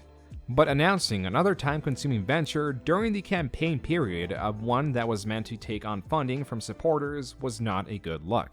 First on the bucket list was to complete 1001 video games from the reference work 1001 Video Games You Must Play Before You Die. This nature book is not meant to incite a challenge, but meant to be referred to for information. Still, this self-imposed challenge was one that MrEnter began a month prior on his gaming channel to starting the Indiegogo campaign, and stopped the series about 10 months later on the 62nd episode. Before then was the end of the Growing Around Indiegogo campaign that raised a total of $10,641. Though still complimented in its thoughtful campaign rewards that actually related to the series, the ambitious nature of it was another stain on MrEnter's history. Shortly after the ending of the campaign came an announcement from MrEnter on his YouTube channel. The announcement was a 30-second video with white text on a black screen reading, "I'll be taking a break for a while. I don't know how long. I've been under a lot of stress as of late. If you're curious, I've linked to a journal post in the description." The journal post link is to his DeviantArt that goes over some sources of the stress, like his continual loss of subscribers, his exhaustion with making reviews, partly because almost every single one he had made that year was copyright claimed, the trolling, and the failed campaign. It ending with, quote, "Here's a little fun fact. If you ignore the trolls, they'll just go after people who know you specifically for the fact that they know you. I'd give you the evidence, but that'll just embolden them. I've dealt with all manner of shit. Trolls, assholes, doxers, even a few cyberstalkers here and again. And why haven't you heard of this? 'Cause that's the internet. It's the way it is. It's the way it should be, right? And you dipshits wonder why politicians are gaining so much traction to censor the internet. It's because no one wants to deal with your bile. And typing this / saying any of this / whatever feels like it's going to be a mistake. But you know what? Maybe it's a mistake I need to make for my own fucking sanity. I'm sad, I'm winded, I'm angry, scared, desperate, ambivalent, confused, and I have a few other things that I don't know what to deal with." Unquote. As with posts describing Enter's building frustration, these were well received by his community. Though on break, he still uploaded 14 days later. Today I've got a special treat for you guys. Which was more frequent than some points where there was no announcement of a break, and so continued his regularly scheduled content, and so did the criticisms on him, until, for a point, it stopped. The catalyst for this change was MrEnter's video titled, "Talking About My Online Harassment." What sets this video apart from the catalog of videos vaguely discussing his exhaustion with the criticism on him or vaguely mentioning what he's being criticized for, in this video, MrEnter directly calls out the channels that have been criticizing him to different degrees. You get your claymores that MrEnter doesn't seem to mind too much because their videos are subpar. Then creators like Pan Pizza, known for running Rebel Taxi, where his status as a respected creator, both by their community and MrEnter, is hurtful through its repetition, and was presented in a way that wasn't expected to reach Enter, but it still did. Finally, there was Turkey Tom, who was dropping slanderous claims, alluding to that MrEnter was a potential predator because MrEnter's interest in writing a show about children for children. With not even 300,000 subscribers, for someone who has never made an animation in his entire life and has never shown that he is capable of producing one piece of good writing, either from his reviews, his atrocious book, or his somewhat pedophilic show concept, I feel like this is Enter sort of projecting, telling his audience preemptively that he's a creep or a horrible person of some kind before he gets outed for it by someone else. I mean, not saying he is necessarily, even though he has done some rather pedophilic illustrations in his past. That is an absolute lie. I've drawn children, fully clothed and going on non-sexual adventures. But if that's what you consider pedophilic, we got some problems with the entire animation industry. Because we have, Hey Arnold, Kids Next Door, Rugrats? Oh my god, those are babies! There's Fillmore, there's Recess. Do I even need to go on about this to show how ludicrous of an accusation this is? MrEnter, focusing on these creators, did so to represent the different types of negative attention he was getting. Yet, from all these sources, though presented in different ways, it was all the same. It was the bad editing, it was the bad audio quality, his harassment of writers, and Growing Around. In a way, and as MrEnter points out, they were as repetitive and predictable as they were making him out to be, all while he had shown improvement in many of these areas. I absolutely suck. I'm the worst person ever. Haven't you heard that my editing is shit, even though I've got 2 editors now? Haven't you heard that I'm obsessed with SpongeBob and Teen Titans Go, even though I haven't made a review on either of those shows in quite some time? Haven't you heard that I insult writers, even though it's been a goddamn while? A lot of the flame wars about me are haters claiming that these things are still true. Usually things that they've heard in hearsay or from one of those commentary community people that don't do their damn research. And other people getting angry because I've changed. You go into forums and that's what you get. Just people talking past each other. The hater ain't interested in going back and the fan ain't interested in leaving. And it just goes nowhere and it's so exhausting for everybody involved. I mean, it's not like I don't have flaws. I know that I have flaws. It was this directness that changed some of the negative views on MrEnter, with the top comments being from Rebel Taxi and Saberspark apologizing for the things they said. This video was not perfect, as some did point out. There was hypocrisy when Enter made it a point to call out Pan Pizza for his initial comments when his channel was much larger than Enter's, which created potential unwanted attention or punching down like Enter was doing to those writers. Just for an example of how dumb this video is, the MysteriousMr.Enter literally says that Pan Pizza shouldn't have been talking badly about him when he had 20,000 subs and Pan over 100,000, yet he, someone with nearly 300k, makes a video with me in the thumbnail and focuses a good 30% of the video on me. Back when I made my worst, most harsh insults towards writers, I had less than 20,000 subscribers. You have more than 10 times that amount. But in the same video, he had Turkey Tom on the thumbnail and was talking about him for a fair portion of it. Though Tom was quite foolish in the points he made, he had a channel a fraction of his size. Still, that is the largest criticism anyone can come up with, and for Enter, this was a success. It flipped how the cartoon and commentary community viewed him, and many creators, mainly the smaller ones, deleted their videos on him. Following this, there was reduced attention on him. But he couldn't help himself. He kept getting himself in obscure situations that kept people interested.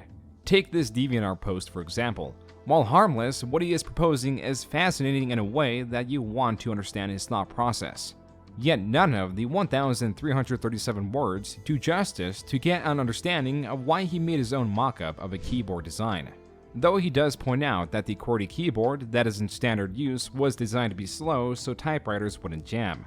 That logic still doesn't detract from his own design where symbols take priority over numbers as it would require a number pad when a number pad is optional for most keyboards. This post was both captivating and harmless. Like this DeviantArt entry talking about how he doesn't use traditional script formats and uses ones of his own creation. DeviantArt for Enter had always been a place to discuss things he wouldn't regularly cover in video form. It was an outlet where he talked about his opinions on education from his perspective or even living as an asexual. This, like MrEnter's Extras channel, was meant to relieve any non-review style content that he was itching to make, even if a few ideas still bled through. The normal trend for the ones that earned a spot on his channel is that they were overlooked in favor of his mainstay reviews. That is true for his Technocracy series that goes through the issues revolving around social media and its grip on society. Even with its views nerfed, it is still remembered by supporters as Enter's best series. This came in his worst performing year so far, excluding the year he started, which was 2013. But even in 2013, he was gaining subscribers. Now, most months, he only saw them leaving. And it was fitting that this well-received experimental series would be followed by the worst received. Or at least the worst received for this point in time, announced on October 23, 2019 as Nicama. Different expectations come from describing a fall of someone because there are quantifiable variables and ones that go to a different level of depth that make it near impossible to accurately measure. Rarely, one or the other is purely focused on, unless one or the other is that extreme. Something quantifiable is viewership. A sinking graph makes it clear when someone has peaked, which for Enter was January of 2016, and it's been going steadily downhill from there. Something near impossible to measure is the overall opinion of MrEnter. Perspectives can be given but made difficult to average because of their inherent differences that come with their points of consideration. However, there is an average opinion, not precise by any means, but before Nicama and absolutely before 2020, it was quite high. Evident through like and dislike ratios, comments, lack of videos criticizing him, and lack of off-YouTube discourse. In less than a year's time, he will go from being liked to shutting himself out of social media due to the drastic drop in public opinion. A drop that's downward direction was created in such a way it almost assumes intent. Enter was trying to upload a review for a Nicktoon daily for the entire month of December. With there being around 50 Nicktoons, that means that some days Enter would need to upload multiple reviews of different shows. And this was quite a different beast that he was used to, as the majority of his catalog consists of reviewing single episodes. If his Nickorama was done in that format, it may have been feasible because he wouldn't have been reviewing entire series. But the time constraint wasn't the only issue. Additionally, there was the month of December. Looking at previous years and through Mr. Enter's own observation, this was one of the worst times to make videos because of his seasonal depression taking hold in winter. There are too many variables that predict how horrible this was to end up, like Mr. Enter's lengthy history of overambitious, ill-thought-out projects that was about to see a new entry. While research for it began in October, Nickorama officially began December 1st, 2019. And it started off strong with the first episode covering Ren and Stimpy. It set an example of what was to be expected for the rest of Nickorama. Instead of reviewing the show's plotlines or its evolution, Enter discussed its cultural impact and how it influenced other shows. And even though for this Nickorama series he had his editors take the reins, there were very obvious issues and inconsistencies. Even his first Nickorama was uploaded in 480p to match the source material of Ren and Stimpy, but doing so also limited the few times he showed his character to that low resolution. Sometimes these were uploaded in 720 or 1080, and in traditional Enter fashion, there were still small audio hiccups where a line was merged improperly, or on the editor's part, the incorrect footage was shown. An important aspect about these criticisms is evident through the high like to dislike ratio and positive comments. Viewers didn't care. What actually mattered were his opinions, that so far people seemed to agree with. It also may have been a smart choice to care less about the quality and focus more on the quantity to hit the strict deadline of December 31st. And for the first 3 weeks or so, Enter was on track, keeping pace and doing the necessary multiple uploads for certain days. But more and more, there were Nickoramas that weren't amazingly received, like Cat Dog, Chalk Zone, or Danny Phantom, episodes where his audience was predisposed to disagree with Enter's opinions. But come Christmas Eve, there was no upload. Perhaps he was celebrating the holiday with his family. But there were still no new videos the days after. The answer came from his Twitter, where on December 14th, he tweeted, "With how sick I've been getting and my wrist acting up, I don't think I'm going to be able to review every single Nicktoon this year. So what I'm going to do is keep uploading one a day, and then I will tackle the rest of them next December." But instead of doing that, his fans suggested he continue into January of 2020, sourced from a tweet that reads, "Alright, if that's what you guys want, I will continue this into January, if that be better." Hence the break after Christmas. But even before Christmas, some tweets to some viewers didn't look too great when tweeted back to back, like Enter saying he just beat a video game, and then about 14 hours later delaying an episode. Nickorama, as planned through this tweet on December 29th stating he was still sick, resumed January 1st, 2020 with his cat scratch review. That video saw decent reception. His video following it, which was on El Tigre, did not, for his comments on how the show presented Mexican culture and how he saw it to be very predictable. Still, nothing too major in itself, but as a whole, his rapid releases of videos was more than matched by the pace of comments of outspoken critics that seemed to be more prominent on Twitter. A lesser discussed fact of Nickorama is its performance viewership-wise, a key aspect considering that Nickorama was meant to breathe a bit of life into his channel. That even as early as 2014, his videos of lesser quality both technically and with writing got an average 500,000 to over 1 million views easy. But with Nickorama, 5 years later, these videos throughout their lifetime were struggling to get over 100,000 views.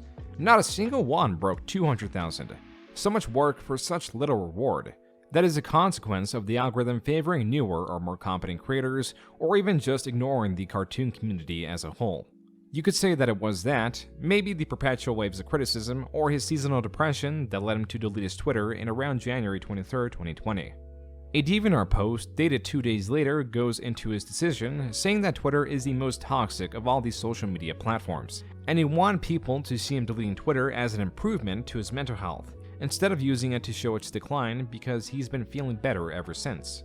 If that was true, then that was undone with the second-to-last Nickorama review, The Rise of the Teenage Mutant Ninja Turtles, released February 21st, 2020 because Nickorama extended even beyond January.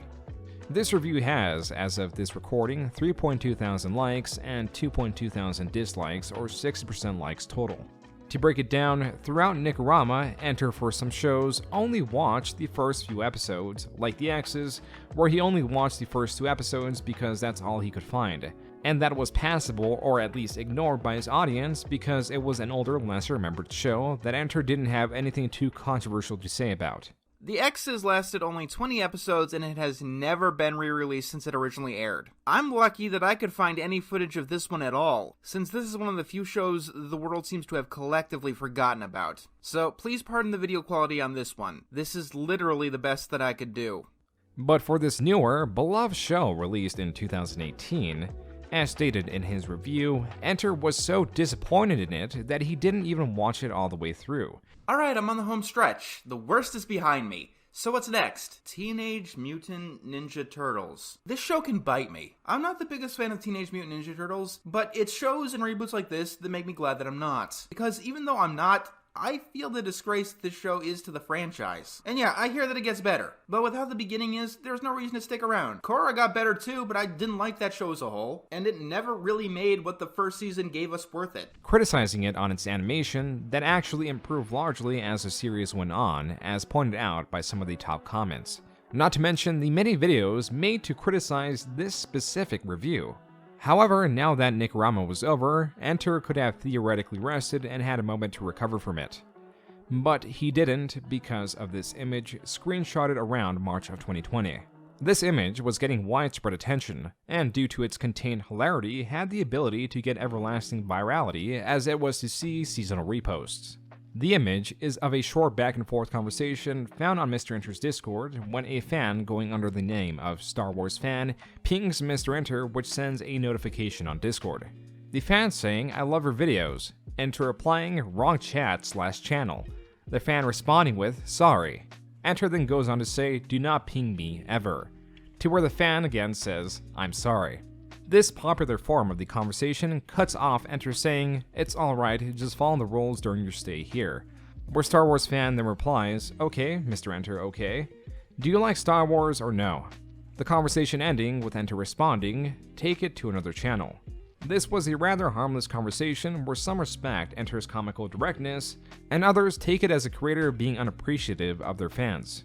It was his El Tigre review in January, his Rise of the TMNT review in February, this screenshot in March, and his pandemic video in April that chained a continuous train of hatred his way. This is a situation in which there is no absolutely right answer. There are objectively bad and wrong answers that will inevitably lead to disaster, but there is no answer that will not lead to some kind of harm in the future. And anyone who says otherwise is deluded or peddling snake oil. Normally, I really don't like to get this political, but as I said, I'm very annoyed and I'm probably going to care less and less what people think of what I have to say from here on out. I'm also very tired. Healthcare is not a human right. At least not in the same way that speech is. No matter what, someone cannot magically produce me a vaccine and cure me if I fall ill. His pandemic video opening with a feeling of uncertainty, frustration, and anger, with not knowing how things are going to play out. It also goes into discussing his opposition to lockdowns and the like. For this, he got some support and a fair amount of dislikes on the video. But that was just the beginning of his videos on the pandemic. His next video talks about his pandemic story, stating that his first one was rather angry, and that people that supported it most likely already had a bias and he was playing into it, which was no good for discourse. That's why he's opting to tell his story and why he feels how he does. Opening with a family member trying to take their own life, to family members losing their jobs. But this quickly turned aggressive, sourced from his frustration.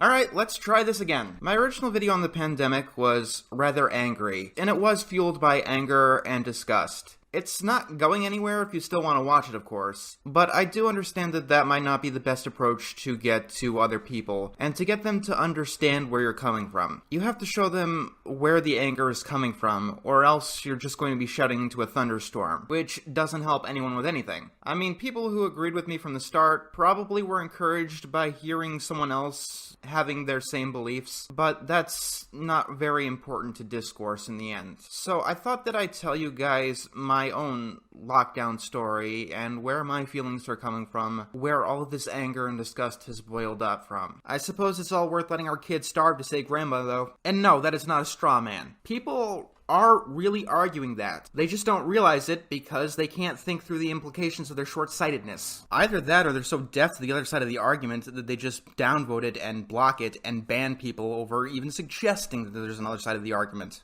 But there may be long-term effects that we don't know about yet. This is why we're called Generation Snowflake. We've tackled our first global crisis by shaming anyone who's not scared of their own shadow. Yes, it's a risk. It's a risk that we have to take. You have to get this through your head. There is no way that you are going to minimize the risk to zero. And trying to do that will actually lead to a lot more damage. And his persistence in covering controversial topics had people accept this video a bit more than the last one, but overall lost him a few hundred more subscribers. Still not in the best mental state, his upload schedule was about 2 videos a month, with videos split between cartoon reviews and ones related to the pandemic. His next rant on the pandemic was not on YouTube, however. It was on his DeviantArt, where he wrote a lengthy journal opening it with his mental funk and trying to explain the source of his anger. He then goes on to say that the officers involved with what happened to George Floyd need to go to jail, as it was a heinous act and is something that should be protested, and even in a pandemic he supports their protests. But he doesn't support the rioting that has resulted in some casualties. He then talks about his dislike of hypocrites and how he believes lockdowns are ineffective. This lengthy rant was amazing in a way, on how Mr. Enter could touch on so many controversial subjects. Expectedly, the comments for his DeviantArt post were split. There were ones telling him to get help, others warning him of a civil war in November, and several comments gone as they were marked as spam, presumably by Enter. One place he couldn't delete comments was Twitter, where a tweet linking to that journal post says, "I know I've ranted on Enter before, but holy shit. I don't want to make people read this, but these takes are so shitty that if I reference them, people are going to think I'm making some shit up or taking him out of context."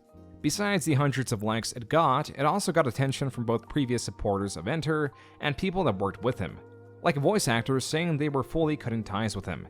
Even editors were coming out to say they were no longer working with Enter. Any online crevice that Enter was on, he was discussing his opinions on the pandemic and the things around it, as it likely helped to reduce his frustration, but undoubtedly created more anxiety as more and more people were displeased with his rants. Even on Discord, he was talking about how he saw masks as grandly misused and ineffective, which probably inspired another DeviantArt post mainly focused on them, listing 8 arguments against masks. The next day, he was allegedly asking people if he had gone crazy. We can only presume he did, because there is not an archive for that post, as with many of his DeviantArt posts, because he deleted his DeviantArt shortly after posting that. The reason was because of all the negative attention he was getting, but not exactly. It was because of all the negative attention he was getting, and he reached DeviantArt's block limit. His final words on DeviantArt being, "Due to the fact that I can't really block spam, trolls, and harassment because of the stupidest design decision in social media history, anything I do post here from now on will have its comments disabled. Maybe I'll regret this decision. But maybe I haven't." From here, there were several live streams talking about things like the pandemic, but those, like his DeviantArt, have been deleted. This wasn't his last pandemic video, but there was a pause for a while that saw a conversation pick up again in 2021. The longest and second to last video discussing the pandemic was The Wild World of Modern PSAs, uploaded April 15, 2021. While this video contains a litany of topics he talked about already, there are some points people remember this video for best. One of them is when he turns on libertarian mode through a robot character. Australia was already experiencing a decrease in gun violence before the ban, and the ban itself had no effect on the already downward trend. Beep boop, libertarian programming activated. During the 2020 COVID pandemic, Australians became unable to leave their country without express permission from their government, preventing many families from becoming reunited. The other is when he describes George Floyd. So we get to our final stop on this train. So, in late May of 2020, a man named George Floyd was killed in the hands of police officers. It became another example in a long line of incidences of police brutality aimed specifically at minorities. If we freeze frame right there, it makes for quite an absurd screenshot without context, which many did and is why you might still find it spreading on the internet today.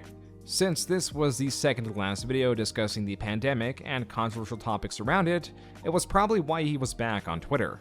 But it wasn't him, but rather someone managing his social media accounts. The same person I previously interviewed who goes by Sarah. I'm Johnathan. Hey, I'm here too. And this is the Enterverse Project.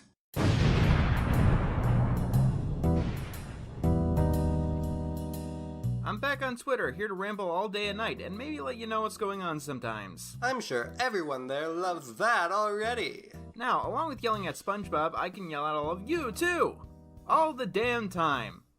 This information was leaked by Stargiant, a former editor of Enter, which comes into play later this year.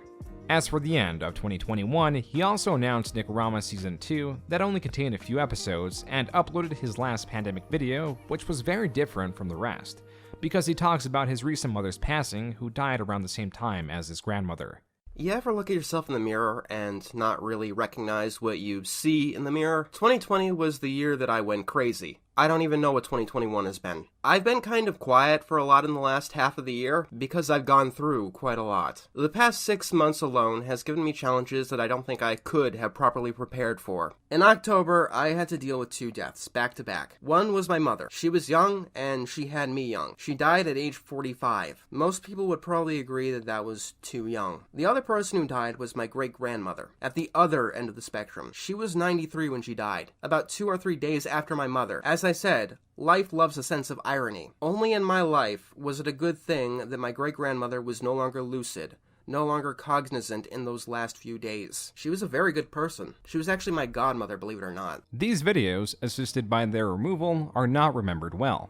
Not nearly as well as his response to his former editor, Stargiant Productions.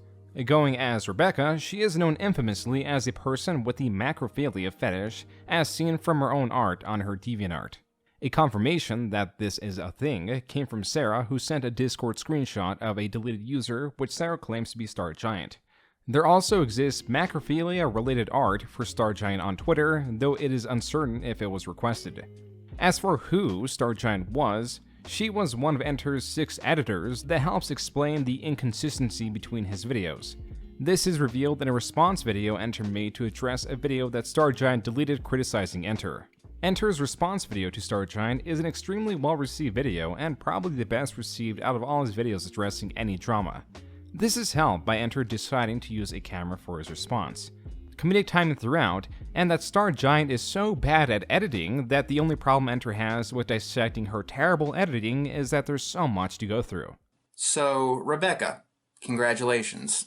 You managed to do something right. Finally, what none of my other editors have done. You have managed to piss me off. Play stupid games, win stupid prizes. I hope you enjoy yours.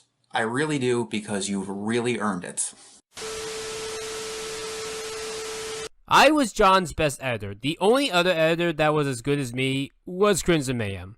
Rebecca was my worst editor. Even her claims of harassment, through her definition, seem stretched. Her favorite word of all time, though, is abuser. She calls anyone that she does not like an abuser. And it makes sense when you go into how wide her definition of abuse is. Why did Crimson cut ties with me and abuse me behind the scenes? I don't know, and he has never given me an explanation for this. I've asked people if abandonment is a form of abuse, and they told me yes, that it is. In Rebecca's world, if you toss her out of your life because she's a toxic hellhole of a person, you are the abuser for quote-unquote abandoning her, which, telling that to other people, ironically or not, is controlling abusive behavior. To add, the people she shared MrEnter's server with, or that did work for her, had a large number of complaints. For that reason, about a month after Enter's response, Stargiant uploaded a video opening with Enter saying that she doesn't learn, then transitions to a pony finding Rebecca crying in a room. Why are you in the void? Oh, it's about that Enter video, isn't it? Yeah. You want to talk about it? Sure. I say a lot of things in my past that I am not proud of, that I regret saying. I am sorry for how I used to be. I am sorry for being an egotistical, abusive, narcissistic asshole. If I had known that I used to be like that, I wouldn't be like that. I am sorry for how I treated Grace, Hope, Sarah, Coda, and John. And that's the right thing to do. It is, Accept that you made a mistake, make amends, and move on. Those sound right, and that's exactly what I want to do. That would be nice. I want to move on from drama in general. I hate being a part of it. Drama is overrated. It's time to move on from my past. John and his friends are not part of my life anymore, and I'm never gonna mention them in my videos again. The rest of the video is her rebutting claims and talking to the pony while vowing for improvement. Additionally, this video and the editing mistakes Rebecca makes in it again proves she was not one of Mr. Enter's best editors. But everyone makes mistakes, including Enter, who makes many mistakes. None as large or more so weird than the one he made in 2022. This is the event everyone outside the cartoon reviewer community or the My Little Pony community might know him for. Every little or major thing in the past will not get him to this level of infamy, simply because of a strange observation he made for his 2022 Turning Red review. This movie has seen split opinions because of the animation and the premise.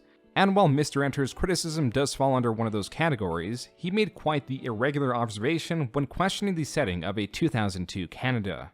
Like, there's one guy in the school who has this emo look, and yeah, that is 2002 right there. The whole movie should look like that. And that's partially because there's an elephant in the room that you do have to realize if you want to say, golly geez, let's set this film in 2002 for no reason. This film takes place less than a year after the September 11th terrorist attacks. I bring this up because it radically altered the culture of the time, in ways that make this movie feel exceptionally ignorant of the time. Even though, literally, the only reason I can comprehend that this movie is set explicitly in 2002 is because the director grew up in that exact year. Yes, this film takes place in Canada, not the United States, but all over the Western world. Canada, America, the UK, much of Europe. People were paranoid because 9/11 wasn't the only terror attack that had happened. It was the major theme of the decade.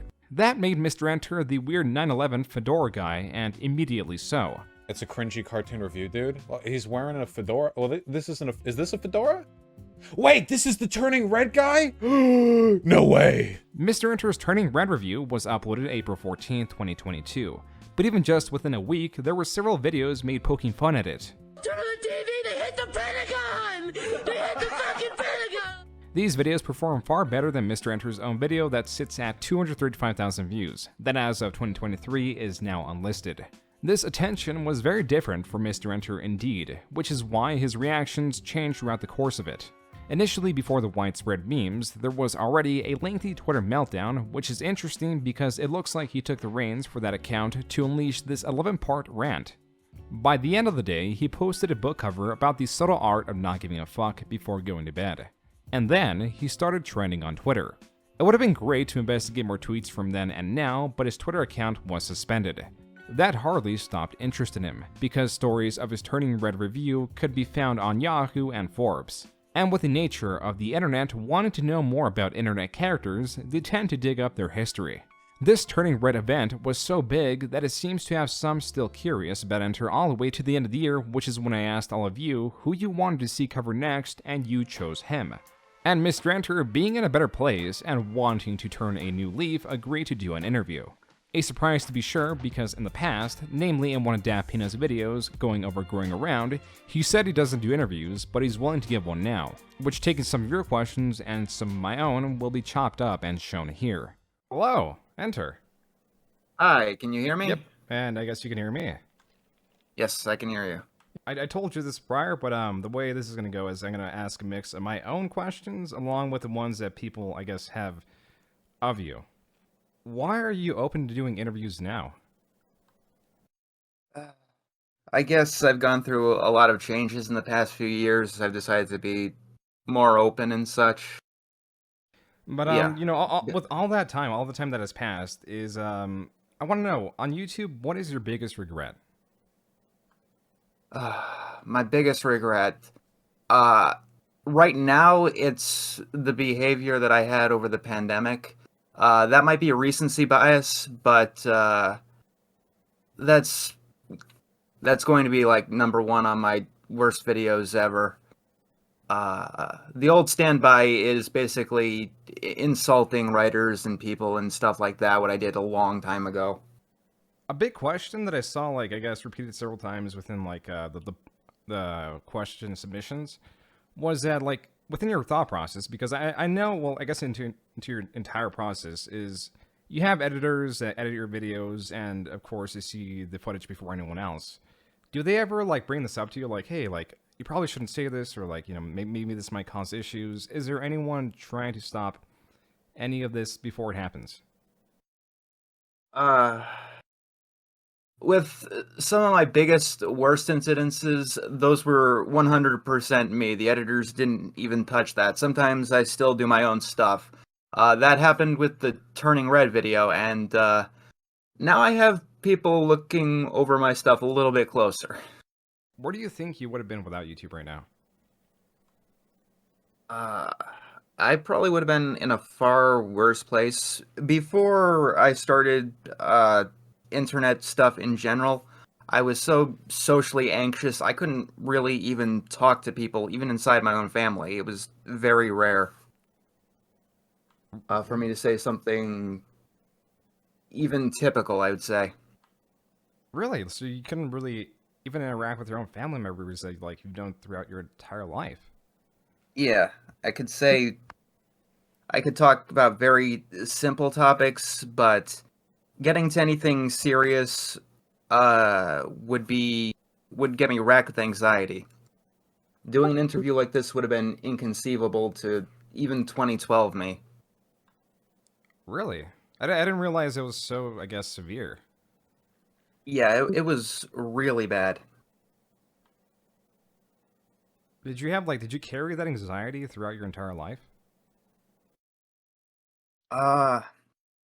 It really... I was definitely always a shy kid, but the social anxiety, I guess, disorder really exploded in high school and immediately after graduation. Immediately before YouTube was a lot of up and down because there was family drama, and I lived with my grandparents immediately after that. And then I guess I just existed and healed for a couple of years before I decided to start doing YouTube. I did a couple of things, that's where the old video game came from, but much of those years are kind of a blur. Oh yeah, so I got a question. So a person was asking, well, they say that they have autism, right? And they're wondering how, like, you having autism, do you feel like it changes your perspective on the world and how you handle internet drama and stress? I think so. It definitely affects me a lot less these days. I still have symptoms of autism, a lot of tactile sensitivity, but a lot of the social stuff I've been able to work through over the years. It doesn't affect how I do things much these days, but a lot of my bigger, earlier controversies came about because of that. Really? How would you say it impacted that? Like the don't ping me stuff, I was always very curt. Like, I said exactly what I meant without sugarcoating it, or... I was blunt, basically, and that came across as rude in a lot of circumstances. Growing around, currently, right now, 2023, what are your impressions of it? I do like it. I want to make something with it. The big mistake with that was being too forward, telling people every single thing as it was happening all along the way. So a bunch of people got stuck with older versions that are completely outdated. And the more that I built, the better that I got, the less people were interested along the way. I see that throughout, like, I guess, looking at it, because it seemed so many different iterations. I know you kind of, like, regret writing that book because that's, like, a perception people really hold on to. Yeah. And another big early criticism, which I'm sure you've addressed so many times before, is the cruelty, right? Because I remember there's a point where, God, I'm trying to remember it accurately, where the mother leaves her rollerblade or something lying around, and yes, something like that. I've definitely toned down the cruelty. I've definitely made the characters a lot nicer over the years. Like, back back in the day, I was definitely taking a lot more direct influence from cartoons, and in many cartoons, especially at the time, families weren't exactly all that happy. Like, you have Fairly Odd Parents, and one of the biggest running gags there is that the parents are just downright neglectful. I'm trying to find out, like, if your sense of, like, planning them has changed. Like, have you gotten a grander sense of, like, how, whenever you choose a project, have you gotten, like, more in depth with planning it, I guess? Or, like, maybe instead of, like, covering 1001 video games and be, like, covering, like, maybe the 50 best in the book, like, seeing things to completion, I guess. Yeah, that's definitely something I've been trying to focus on for a while. That's always been a little bit of a challenge for me to actually finish things. That's definitely one area I'm trying to improve on. It's something that I can't really understand too well is initially, like, you do see, like, problems kind of arise, but you don't really take the steps before it's too late. And, oh yeah. So in 2013, you made a video, like, top 13 mistakes I made, right? If you remember that video by chance. Oh yeah, that was a long That was time so long ago. Yeah, I think that was like 9 years ago. So it's definitely, like, way more fresh in my mind. But in that video, it's like you address, it's like, it's fine if you remember because it's so long ago, but you address, like, oh look, me talking about writers is probably not that great of a thing when you're addressing, like, a My Little Pony episode where you're discussing writers. But then it also persisted, and, you know, I guess we've already talked about that, but, like, things like you talking about, like, using Windows Movie Maker, but you didn't improve that or get editors for it until, like, several years later. I want to know, like, I guess, why those kind of things are a bit delayed. Change takes time, I guess, is the best way to describe it.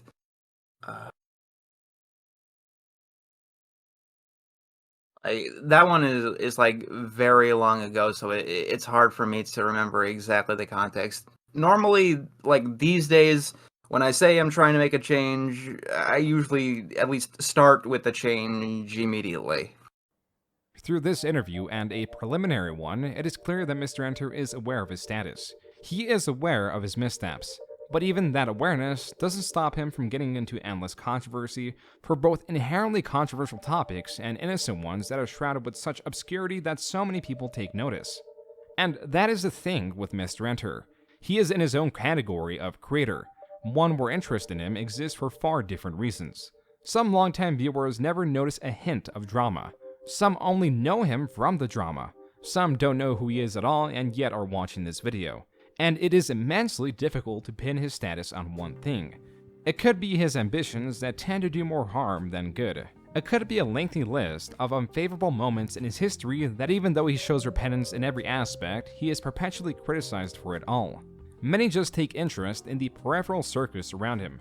And as strange as Mr. Enter may seem, never will it be stranger than those that expose their own obscurity in an attempt to expose his. It's aspects like this that make him more difficult to break down, because the more you explain, the more difficult it is to understand. Mr. Enter's channel is currently bringing in the least amount of traffic since its creation, but yet holds the highest interest to be covered. He is a cartoon reviewer that discussion around him involves the pandemic, autism, 9/11, and a Star Wars fan. For that, and the varying different perceptions, the conclusion to this video is inconclusive. The performance of his videos and the pattern his channel has been following is easy enough to predict. But not so much Mr. Enter. He is a wildcard whose chaos brings attention in a platform where everyone feeds off it except him. He has strong intent to stray away from negative attention, but not the knowledge on what actions even bring it. Try as he may, his next controversy is inevitable. Regardless, to vow to improve is strong, and it is that the construction of his actions and viewers' understanding of his genuine intent that will keep people supporting him and his channel in the future. A future that as of January 28, 2023, Enter vows to make a positive one. Way too much of my life has been defined by bullshit already. I don't know what the future truly holds for me or this channel. What I do know is that I'm going to try and work as hard as I can to rebuild and to make amends. I want to move on to a better and brighter future. Leave a legacy and a memory that can truly be appreciated. Speaking of appreciation, I want to thank each and every one of you who have stuck around with me throughout all of my bullshit, all of my dark and dour moments, and every single misstep. I'm glad that there are people in the world as forgiving as you. And I especially want to thank those of you who have decided to give me a second, third, who knows how many chance. I don't know what I truly deserve in the end. All I know is that I've got a lot of work to do, and a lot of goodwill to get back.